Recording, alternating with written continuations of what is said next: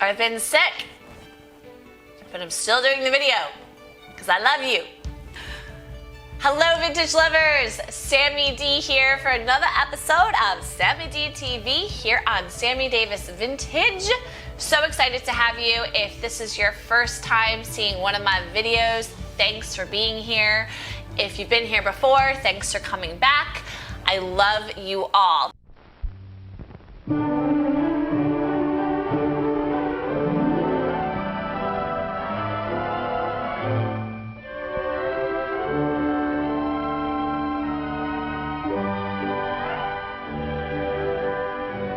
We're truly a unique breed of people. There may not be any other type of fashionista like us on the planet. That's up for debate. Please comment below if there's another type of person who's a fashionista that's a little bit more extreme than a vintage lover. But what I'm going to share with you guys today are the 8 things I think that vintage lovers do that non-vintage lovers don't do. And really, guys, if you're not a vintage lover, you don't do these things. You might think you do, but really you don't. So with all that said, let's jump into the vid. I'd love to hear which one you guys do the most in the comments below. Tell me so I can comment back and say, yes, I do that too. We are sisters or brothers of vintage. Let's do it. Things vintage lovers do that you don't. Thing numero uno. They obsess over metal zippers. Okay, so what is a metal zipper? Why does it matter to a vintage lover? And why should you care? So basically, before about 1967, 1968, 1969, some even argue the early 70s, metal zippers were the norm, guys. And this is because plastic was not a huge thing. This all has to do, without going into like every single nuance and every single fact known, to the world, that basically plastic was not a big thing because of how factories were producing materials. But how the fig leaf, the dress of our modern Eve, is symbolic of a progressive textile industry, producing many kinds of fabric. Fabric like the lacework of this evening gown. Tough fabrics for the big industrial markets. Fabrics for volume sales to the cutting markets. And fabrics for the great retail markets where they meet the critical eye of another modern Eve who picks and chooses to get the best quality at the lowest price. To keep her buying is the problem of the millman. His is a problem of high-quality production at lowest possible cost. I just love feeling the textures of vintage clothing all over my body. The silk is just so exquisite, especially when it's from before 1984. It's silk that's purely organic and just made from the interstellar solar system. And oh my goodness, this polyester blend, you just cannot find it in the stores today. I love it. Yeah, that's seriously how vintage lovers react to materials. Okay, I'm not hyping that up at all, you guys. Yeah, it just felt like I was wearing a little scarf action here. I kind of like the way this feels. All right, so things vintage lovers do that you don't. Number 2, they passionately feel up clothing material. Now, why do they do this? Because depending on the era, which means decade essentially, certain clothing materials were more popular than others. Why? Again, it has to do with production of clothing. Certain eras, dressmakers were the norm, as well as, young women basically getting patterns and sewing their own clothes, which was like so en vogue. Literally, it was so en vogue that you bought patterns that were by Vogue, or I don't know if Vogue the magazine actually owned it, but they were called Vogue. Could someone please explain that to me in the comments, because I'm not even educated. But anyway, you guys just saw an image of it, so you know what I mean. So when it comes to identifying, you know, an era, sometimes the material can help you. Now, here's the thing. Again, beginning in the 70s, everything kind of blended together. Like, you know, polyester, yeah, it could tell you that it was from the 70s or the 80s, but a lot of polyester is used today. So you can't just use fabric as the #1 way to identify vintage.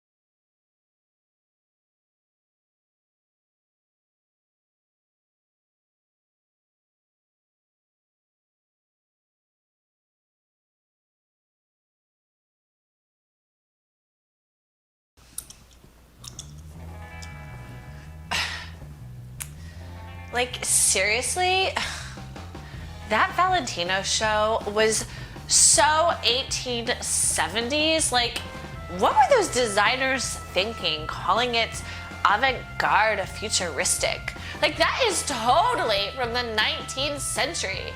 That isn't from the 21st century or even the 22nd century. That is, like, so from my great-great-grandmother's time. Like, she is rolling over in her grave right now, watching Fashion Week, just parading her ish all over the runways, calling it new. As if. All right, guys, so that was funny, right? So I have my gum in my mouth. Fashion lovers, they don't know. So many of today's trends come from yesterday. So things that vintage lovers do that you don't. #3, numero tres, is that vintage lovers judge pretty much every runway trend as a rip-off of the past. And the funny thing is that not every single trend is a rip-off of the past. Sometimes it's building upon it, or just like kind of tweaking it, or again, just really taking something that's, you know, been around, come around, and put an original spin on it. But vintage lovers, we're so passionate about the past that we just feel like it's our personal responsibility to like put down the trends. Like, like I would never wear that. Like, that is so like 80s does 40s, but sold at Forever 21. Like, H&M, like their windows, did you see them last week? Like, that was totally like as if I were living in 1973. Like, these 16-year-old girls, they don't know what they're wearing. They don't even know the history of the trends. Like, this is ridiculous. Thing numero cuatro that vintage lovers do that you do not do. Let's imagine a scene. Let's just take you someplace to really prove this point and drive it home. Imagine you're calling your BFF, she happens to be a vintage lover, and you say, hey, hey, I want to go to the mall today. Do you want to come? She says back, I don't believe in malls. I haven't been to one since I was like 17. So you say, yeah, but can you just come for me? Like, I swear it'll be painless, and we'll get a Starbucks. It'll be so fun. Please, please, please, please, please. She says, okay, for you, I'll go. So, all right, hang up the phone, right? You're at the mall, you got your Starbucks green tea, she's got on her like little thrifted outfit and her 60s bag and her bug eye sunglasses, just trying to keep her low key and, you know, make sure that no one sees her at the mall. When all of a sudden you see Forever 21 in the distance and you go to her, do you want to go into Forever 20? And she goes, no! no, even before you could finish the word, she's like, no, I cannot go into that store. It's just terrible. Get it away from me. Let's turn around. She starts pulling you like, no, I can't go in it. Literally, you're like, what is your problem? Are you a vampire and that's the cross? Because it looked like you're about to like start to melt there, girl. Because do vampires melt? I forget. Anyway, you get my point, okay? Basically, fast fashion chains, Forever 21, H&M, The Gap, American Eagle, Zara, Victoria's Secret, all of these places, there's so many. They produce trends by the second. Like as soon as you're wearing a trend, there's another one out. That's how these companies work. And a lot of times they produce their fashion in such a way that's incredibly harmful to the environment. And all of this is for another video, but the truth is that vintage lovers have come to form a special relationship with how they are limiting their carbon footprint by purchasing secondhand, not just vintage, not just things that are 20 years or older, but also secondhand. So that girl that was like, no, would be much more likely to buy Forever 21 from a Salvation Army because at least it has already been produced, it's not harming the environment anymore, and she's buying it so that it doesn't rot in a landfill somewhere. So next time you go to the mall and you bring your thrifty, vintage loving friend, do not, I repeat, do not try to take them into a fast fashion chain, which unfortunately is pretty much every store at the mall. So you might not want to take them to the mall at all. And that was the fourth thing that vintage lovers do that you definitely don't. Mambo number 5. Remember that song? That was like from the 90s. I think it was 1997. It was one of the biggest songs. Mambo number 5. This is number 5. Things, vintage fingers, that vintage lovers do that you don't.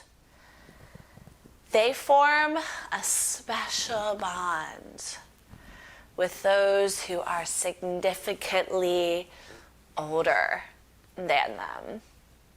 So what does this mean? Basically, vintage lovers are old souls. We're gonna get into that in just a few moments. And they love connecting with people older than them. It's kind of two-folded.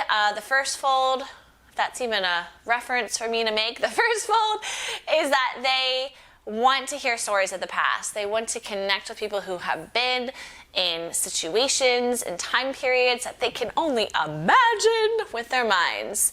Number 2, they want the inside scoop to someone else's closet. Yes, there is a little bit of selfishness to this. If you are a vintage lover, do not disagree with me. You know there's an ulterior motive to your friendship with your next door neighbor who is 88 years old. You know there is.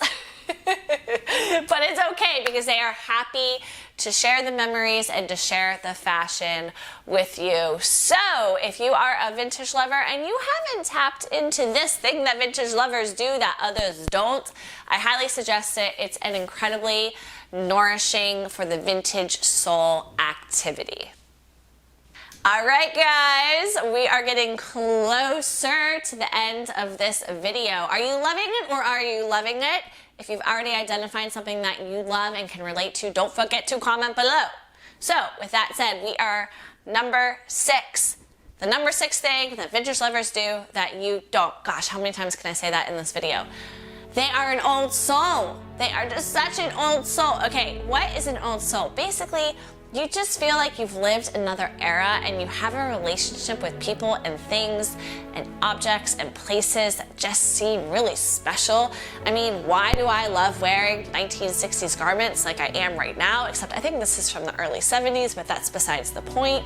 And I'm wearing my grandmother's necklace, and I always wear this necklace because it is just very special to me. And I love people who are like 20 to 30 years older than I am, which is kind of weird because they're my friends, but I love them, and you have to trust yourself. As a vintage lover, you learn who you are through the act of what you love and what you're attracted to. And non-vintage lovers, like, I hate to say it, but they don't, get down with the same kind of stuff because they're not quite the same old souls. There are different types of old souls, but I would say an adventurous lover is an old soul definitely through material objects and places that they identify with in terms of self-development and inner healing and all that inner work and all that jazz, which I'm totally into.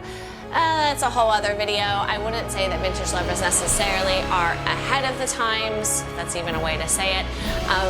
With that type of stuff, they still have some learning to do, but definitely they have lived eras past, and I feel it in the air in 2018. So videos like this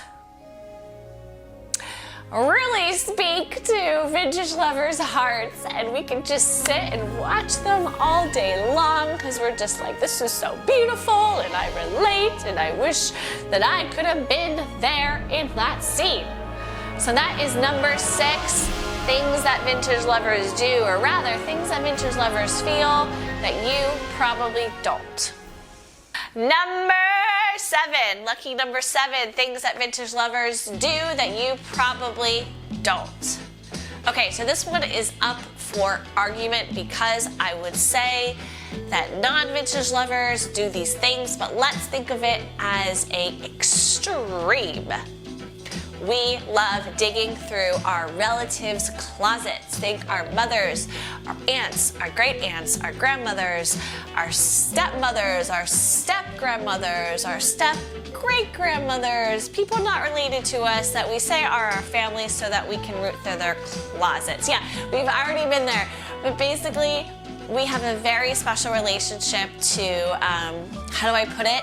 Acquiring vintage pieces from our family members. I already mentioned this in this video, but this is my grandmother's necklace. It is actually one of my favorite necklaces that I wear all the time. My grandmother passed away this November, so it's also particularly sentimental to me. In a video past, I met a woman who was wearing her grandmother's jacket during the Women's March 2018. And that was a very special moment for me because I could tell that she had a little bit of the vintage lover blood running through her body. I don't know if she was extreme, but she had a little bit of it running through her body. So if you guys can relate to this, you know what it feels like to be a vintage lover who just wants to acquire all of the clothing from their family members so that it doesn't wind up in Salvation Army by accident. And I speak from personal experience. I don't want to talk about it. I'm still sensitive. I'm so sensitive, but sometimes we have to let things go and we have to accept the fact that it will come back to us if it's supposed to, aka when our grandmother's sequin dresses collections wind up in a thrift store. And our family didn't share it with us, and they know that we're vintage lovers, and I have to move on, guys, but you get the point. So that is number 7. All right, guys, so what does cleaning as a competitive sport even mean? And why am I holding this lemon? This is not a normal lemon. This is a lemon that can do a lot of different things to your clothing if you use it properly. So here's the thing. Oftentimes, vintage lovers acquire materials that dry cleaners don't know how to properly dry clean. And if they want to dry clean them, they run the risk that they're going to A, have a really expensive bill, B, potentially ruin their clothes, which has happened to me. I have dry cleaned things even from the 80s, and the dyes have run from the silk because they don't know what they're doing. So vintage lovers consider cleaning a competitive sport because they have to figure out basically how to hand clean a lot of their garments, particularly if these garments have been in people's closets and the food stains and the stains in general have been there for 40 years. So what do you do to get a stain out that's been there for 40 years? You take some lemon to it. Lemon is actually quite the brightening agent. If you squeeze lemon juice onto a stain, it's very natural. It will remove that stain without actually destroying the fabric, which is some of the problems that we run into with today's chemicals because they just eat away at that fabric, and then you're like, dude, I almost have a hole in this amazing 1930s dress that I somehow salvaged from my great-grandmother's attic. I mean, how about it? But it had this one little stain on it and I needed to get it out, and I should never have used that modern day cleaning supply. So vintage lovers, we trade secrets, we talk in forums. There's tons of articles out there all about this. I'm not an expert. However, cleaning is a competitive sport. It is also a researchable sport, and it is something that if you want to be a genuine vintage lover, you need to know. So most likely, if you are a vintage lover with a collection of your own, this is something you do that your friends don't do. They just take their clothing to the laundromat, pay them some money, the laundromat gives it back to them, and they're all done. End of story. Vintage lovers, not so much. All right, guys, so that was number 1, number 2, number 3, number 4, number 5, number 6, number 7, number 8. Things that vintage lovers do that you don't. No, you don't do them. I swear you don't. If you loved this video, if you thought it was funny and relevant and real, I would love to hear from you in the comments below, but I really want to know which one of these things do you relate to the most. I know that I relate to being an old soul. I also relate to connecting with my grandparents, and I also relate to the metal zipper thing because I always freak out over metal zippers, particularly when I'm thrifting or shopping vintage.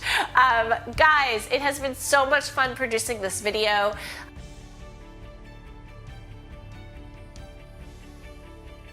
Just to wrap this video, I just want you guys to know that this video was actually inspired by an article I wrote for eBay.com like 4 years ago. Look, September 1st, 2014. Titled 8 Things Vintage Lovers Do That You Don't. No, really, you don't. And this article it inspired me so much because, first of all, it was hilarious. I don't know what I was channeling when I wrote this, but I was just really in the moment of what it is to be a vintage lover. And I had a ton of comments from people that just really related. So if you guys want to see more of my content on eBay, I'm going to link it below. You can check me out, Sammy Davis Vintage on eBay. I have tons of great stuff here, collections. Some of them are old, some of them are new. Lots of guides that I have written over the years all about vintage and fashion. And with that, I love you, goodbye, and see you in the next episode.